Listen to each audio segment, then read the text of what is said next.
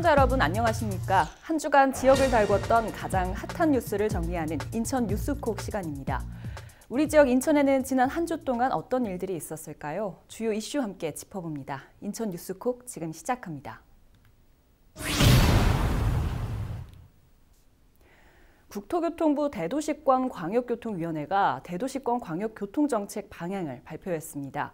계양 강화고속도로와 인천 지하철 2호선의 김포 연장 등 발표대로 추진된다면 우리 지역에 정말 많은 변화가 예상되는데요. 이재필 기자와 김진재 기자가 취재했습니다. 먼저 취재 내용 보고 오시죠.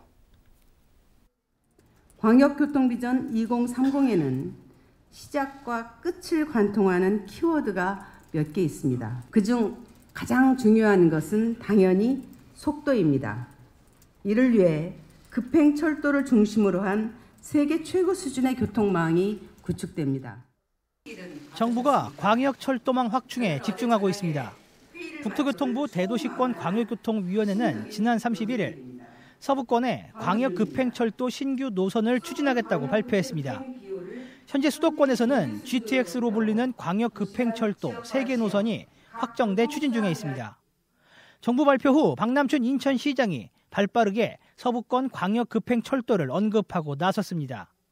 박 시장은 SNS를 통해 서부권 광역급행철도 노선을 유치하기 위해 실무 구상 중이라며 이를 위해 국토부 장관 등과 만나 긴밀한 협의를 이어가겠다고 밝혔습니다. 인천시는 서구를 중심에 두고 서부권 광역철도를 구상하고 있습니다. 이를 위해 노선 발굴을 위한 예산 4억 원도 배정했습니다. 아직 국토부는 공식적으로 서부권 광역급행철도 계획을 밝힌 바 없습니다.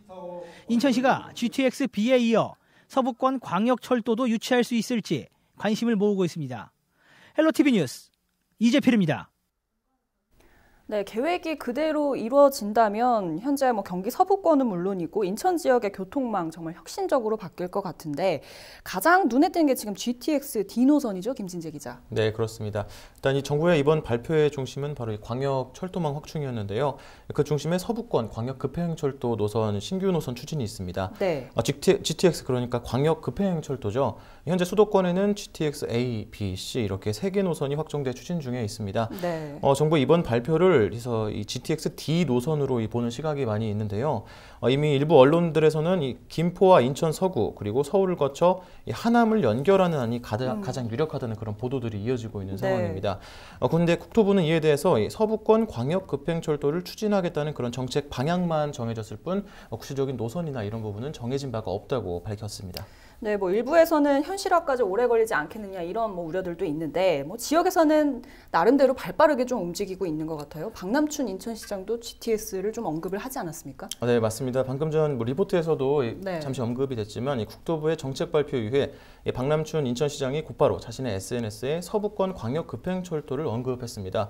박 시장은 서부권 광역급행철도 노선을 유치하기 위해 실무를 구상 중이라며 이 국토부 장관, 서울시장 등과 만나 긴밀한 협의를 이어가겠다고 SNS를 통해 밝혔습니다. 네. 앞서 여러 보도에서도 인천 서구가 언급되고 있다고 말씀을 드렸는데요. 인천시도 서구를 중심에 두고 서부권 광역철도를 구상하고 있거든요. 이 노선 발굴을 위한 예산 4억 원도 배정한 상태입니다. 현재 송도에서 출발하는 GTX B 노선이 진행 중에 있는데 인천시가 GTX B 노선에 이어서 이 서부권 광역급행철도까지 유치할 수 있을지 서부권 광역철도까지 유치할 수 있을지 관심을 모으고 있습니다. 네, 말씀하신 대로 그러면 GTX B 노선도 한번 짚어보죠. 이 GTX B 노선 조기 착공에 대한 이야기가 나오고 있는데 어떻습니까? 네, GTX B 노선이 지난 8월에 정부의 예비 타당성 조사를 통과했는데요. 송도를 출발해서 부평을 거쳐 서울, 경기도 마석을 잇는 80km 길이의 노선입니다. 네. 최대 시속 180km, 기존 지하철보다 약 4배 빠른 급행 철도인데요. 네. 네, 송도 국제도시를 기준으로 서울역까지 27분이면 닿을 수 있다고 합니다. 굉장히 빠른데요. 서울과 접근성이 굉장히 좋아질 것으로 예상이 되고 있습니다.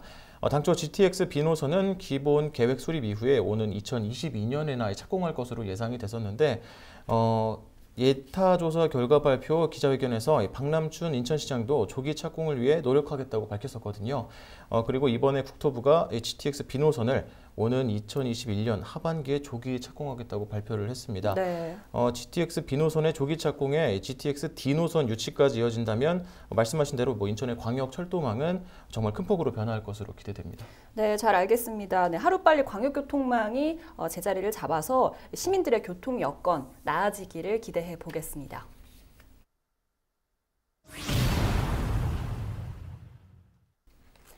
네, 그런가 하면 인천 계양과 부천 대장 신도시에는 슈퍼 간선급행 버스 체계인 SBRT의 윤곽이 더 자세히 드러났습니다.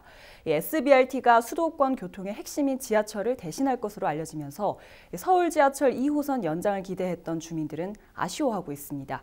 SBRT가 우리 지역 어디쯤 어떻게 들어오는지 정확히 어떤 교통수단인지 이정화 기자가 취재했는데요. 취재 내용 먼저 보겠습니다. 국토부가 앞으로 10년간 대도시 교통정책을 담은 계획을 발표했습니다. 정부 3기 신도시인 인천 계양과 부천 대장의 광역교통대책도 일부 포함됐습니다. 여기에는 슈퍼급행 간선버스, 일명 SBRT 노선이 포함될 예정입니다. 인천 계양과 부천 대장을 지나는 SBRT는 김포공항역에서 부천 종합운동장역에 이르는 17.3km 구간에 들어섭니다. 반면 지하철 건립 계획은 아예 빠졌습니다. 시민들의 반응은 엇갈립니다. 저도 거기에 하려는 계획을 하고 있었는데 좀 다시 생각을 좀 해봐야 될 것 같아요. 지하철 그거 우선으로 대고 그 다음에 이제 저기 해야 되는데 그게 안 되면 누가 그걸 하려고 하겠어요. 신도시 들어온다고 해도. 거기 신도시 그쪽에서 지하철 가는 게 그렇게 멀진 않아요. 버스 타고. 그것도 없어도 그렇게 불편하진 않을 것 같은데요. 어차피 그 안쪽으로 들어가는 사람도 다 자가용 갖고 다니니까 크게 뭐 잘 모르겠네. 도로 위의 지하철이라고 불리는 SBRT. 교통신호에 상관없이 달리다가 정류장에서만 멈춘다는 게 기존 BRT와 가장 큰 차이점입니다. 신개념 교통수단이라 불리는 슈퍼 BRT는 지하철처럼 사전에 요금을 결제할 수 있는 스마트 정류장부터 전용 차로의 확보, 그리고 지하철역과의 연결, 이 밖에도 수소나 자율주행 버스 등을 포함하고 있습니다. 특히 계양과 부천을 관통하는 SBRT는 수도권 광역급행철도, GTX B 노선과 환승 등을 연계하는 방안도 제시된 상황. 3기 신도시 교통대책에서 SBRT가 철도망 부재를 얼마나 대체할 수 있을지 관건입니다. 헬로티비 뉴스 이정아입니다. 네, 지금 내용을 보고 왔는데 인천 계양과 부천 대장 신도시에 지금 굵직한 이 교통대책으로 SBRT가 지금 나왔습니다. 그런데 이게 조금 생소하게 들립니다, 이정아 기자. 이 SBRT, 지하철을 대신한다는데 어떤 겁니까? 네, 말씀하신 것처럼 아직 생소하고 낯설다는 반응이 대부분입니다. 네. 앞서 보신 것처럼 지난달 31일 대도시권 광역교통의 정책을 담은 계획들이 발표됐는데요. 네. 이 SBRT 계획도 그 골자 중에 하나였습니다. 국토부는 인천 계양과 부천 대장, 이 정부 3기 신도시에는 신호체계가 없는 SBRT, 일명 슈퍼 급행 간선 버스를 신설하겠다고 밝혔는데요. 네. 앞선 리포트에서도 지도가 나왔었는데 인천 계양과 부천 대장을 지나는 SBRT는 김포공항에서부터 부천 종합운동장역에 이르는 전체 17.3km 구간에 들어섭니다. 인천 계양을 비롯해서 인근 부천 대장까지 합하면 3만 세대에 가까운 새로운 신도시가 탄생을 하게 되는데요. 네. 정부 3기 신도시 신개념 교통수단으로 떠오른 이 SBRT가 조금 아직은 여전히 좀 생소한 모양입니다. 그동안 없었던 대중교통이기 때문에 더 그럴 것 같은데 네. 이 교통수단을 이용하게 될 이 주민들의 입장은 좀 어떻습니까? 다들 좀 글쎄요. 이제 SBRT를 아무도 실제로 보질 않았으니까 이제 아무리 슈퍼 BRT라 할지라도 그게 뭐 지하철만 하겠냐. 버스는 버스지. 네. 뭐 이런 의견이 대부분이었어요, 사실은. 그래서 네. 그래도 신도시면 지하철이 들어와야 되는 거 아니냐 이런 의견들이 많았는데 서울과 인접한 부천 대장 지역은 물론이고요. 또 지난해 말에 이제 계양 테크노밸리가 신도시로 지정이 됐는데 그때부터 이 계양 신도시로 줄곧 뭐 서울 지하철 2호선이 연장이 된다. 또 공항철도가 연결된다. 이런 말들이 무성했어요. 그래서 어쨌든 가능성이 상당히 거론이 됐던 이 계양 지역 주민들은 상대적으로 좀 큰 실망감을 드러내기도 했습니다. 함께 보시죠. 아무래도 교통이 제일 불편하겠죠. 복잡해지고. 거기가 벌써 뭐 한두 가구 들어오는 게 아니잖아. 단지가 이제 크게 들어오니까 지하철이 거기까지 연결이 되면 좋지. 지하철이 있어야 되죠. 서울로 오고 가는 그 지하철이 있어야 출퇴근도 편하고 그렇지 않을까요? 사람이 인구가 엄청 많잖아요. 버스로는 대체가 가능하지 않을 것 같아요. 지하철이라는 그 개념은 이 지상보다는 지하에서 움직이기 때문에 막힘이 없거든요. 배차 간격이 지금 이게 지하철만큼이나 있다면 더 상관이 없지만 그 일반 그 시민들이 생각할 때는 그런 면으로 인해서 좀 어렵지 않을까 그런 생각을 제가 해봅니다. 네, 물론 앞으로 이 SBRT의 성공 여부에 따라 의견들도 좀 달라지게 될 텐데요. 아직까지 지역에서는 그래도 지하철이 낫다. 뭐 이런 이야기가 나오고 있습니다. 시민들의 의견을 좀 잠깐 보니까 이게 지하철에 대한 기대가 워낙 높다 네. 보니까 이제 SBRT에 대한 좀 부정적인 의견들이 있는 것 같아요. 그래서 이 SBRT가 좀 앞으로 이 지하철을 어떻게 대신할 것이냐 이게 좀 관건이 될 것 같은데 이 국토부 발표로는 사실 SBRT가 좀 굵직한 대책이 네. 아니었습니까? 그러면 좀 다른 교통 대책들도 논의가 된 게 있나요?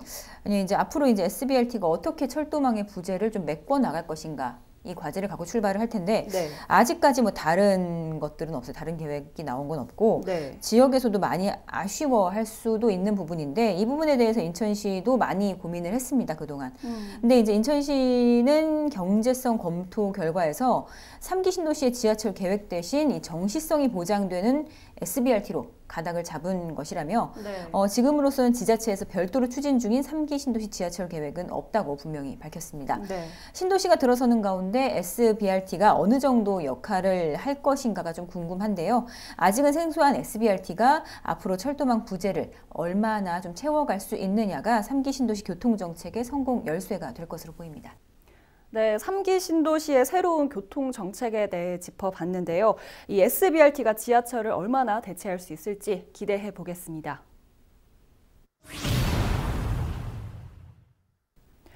네, 지난달 인천 이음카드의 캐시백 혜택 축소 소식에 시민들의 아쉬운 목소리가 이어졌는데요. 이 여파로 내년 발행을 앞두고 있던 계양 지역 화폐에도 추진에 어려움이 생겼습니다. 네, 이정아 기자와 한번 이야기 나눠보겠습니다. 네, 이정아 기자, 지금 계양 지역 화폐 내년 시행을 목표로 추진되는 걸로 알고 있었는데 상황이 좀 어려워졌나요? 네, 계양구는 관련 조례안을 만들고 내년도 본 예산에 지역화폐 예산을 포함시키기 위해서 부지런히 준비 중이었습니다. 네. 하지만 잘 아시는 것처럼 최근 인천시가 인천 이음카드의 혜택을 대폭 축소를 했죠. 네. 이렇다 보니 지역화폐를 계양구에서 추진하기에는 너무 부담이 커져버린 겁니다. 조금 더 고민을 해야 할 상황에 놓인 건데요. 계양 지역민 다수의 바람이 있고 또 계양구도 지역화폐 필요성에 대해서 동의를 한 부분이라서 이 지역화폐에 대한 추진을 이어가려고 어떻게든 이어가려고 좀 노력을 했습니다. 네. 하지만 계양구의 낮은 재정 자리도 때문에 인천시가 혜택을 축소한 이런 상황에서 자체 예산까지 일정 부분 좀 많이 부담을 해가면서 추진하기가 좀 어렵지 않나 이런 판단을 내렸습니다. 네. 무산 가능성이 일정 부분 커진 건데요. 재검토를 하고 있다고 보면 되는데 전망이 그리 밝아 보이지는 않습니다. 계양구는 현재 인천시와 협의 중이라서 정확한 답변을 하기가 다소 조심스러운 부분이 있다. 이렇게 이야기를 하면서도 결정되지 않은 상황에서 지금 방향을 말하기는 좀 곤란하다. 인천 이음카드의 혜택 축소 전보다 계양 지역 화폐 추진에 변수가 생긴 것은 맞다. 이렇게 응답을 했습니다.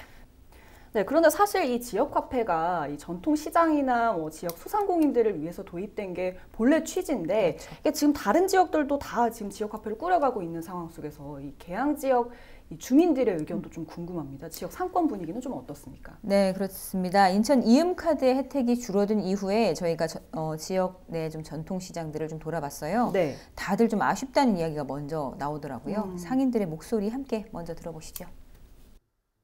지역 화폐 자체가 뭐 이렇게 다 모두가 윈윈할 수 있으면 좋은데 수정 지자체 부담은 많이 되고 하면은 사실 이게 계속성이 과연 어느 정도 갈까 이런 우려는 저희 뭐 이렇게 상인들이나 이런 사람들도 충분히 할 수 있는 거거든요. 자꾸 이게 줄어드는 느낌을 받으니까 사람들이 처음에 좋았다가 지금은 이제 다시 별 차이가 없구나 이런 생각을 하는 것 같아요. 그래서 앞으로 이렇게 보면 이게 고객들이 이제 많이 와서 많이 사용을 했는데 지금은 그 이음카드에 대한 그 처음 생각하고 많이 틀린 것 같아요. 네, 인천 이음카드가 활성화가 돼서 지역 상권이 정말 활발하게 일어나려는 찰나에 혜택을 축소해서 아쉽다 이런 얘기들이 대부분이었는데요. 네. 소비자들도 점차 혜택이 줄어드는 점차 혜택이 줄어들고 또 시중의 뭐 신용카드들과 비교해봐도 그닥 엄청난 특별한 혜택이 없는 이 지역화폐를 굳이 쓸 필요가 있느냐? 뭐 이런 입장이었습니다. 네. 계양구의 지역화폐 발행 여부가 변수로 떠오른 상황에서 앞으로 이용률이 더 오르거나 하지는 않을 것 같다는 거죠. 상인들도 이런 것들이 좀 더 아쉬운 겁니다. 그러면서 이제 한도까지 30만 원으로 확 줄였잖아요. 주부들이 이 아이들 학원비나 병원비를 결제하는데 이런 한도를 사용을 해버리고 나면 사실상 전통시장에 미치는 혜택은 앞으로 더 줄어들 것이라고 예상을 하기도 했습니다. 실제로 지난 9월 추석을 기점으로 해서 전통시장 상품권보다 이 인천 이음카드가 현장에서 더 많이 사용됐다는 이야기도 또 덧붙였는데요. 그만큼 상인들은 지역화폐에 대해서 그동안 큰 기대를 갖고 이렇게 지내왔습니다. 네, 상인들의 기대가 상당히 높은 것 같은데 뭐 아직 결정은 되지 않았지만 계양 지역 화폐가 결국 무산이 된다고 하면 뭐 시민들은 물론이고 지역 상권에서도 상당히 아쉬운 목소리가 나올 것 같습니다. 그런데 지금 현재 좀 다른 지자체들의 상황은 좀 어떻습니까? 인천 이음카드 그 혜택이 축소된 이후에 좀 상황이 달라졌습니까? 네, 일단 지역화폐가 빠르게 그리고 가장 활발하게 이루어지고 있는 지역 가운데 한 곳이 인천 서구입니다. 네. 서구는 이달부터 당장 지역화폐 예산을 이 2배 이상 수준으로 늘렸는데요. 인천시가 혜택을 축소하긴 했지만 서구는 일단 그대로 간다는 입장입니다. 네. 과거에는 인천시 6%, 서구 1%로 이렇게 부담을 하고 있었는데 이번에 인천시가 캐시백 비율을 6에서 3%로 줄인 다음에 서구가 부담하는 비율은 4%로 더 늘어나게 됐습니다. 네. 일단 지자체 입장에서는 부담이 될 수밖에 없는 상황이지만 일단은 유지하겠다는 입장입니다. 네.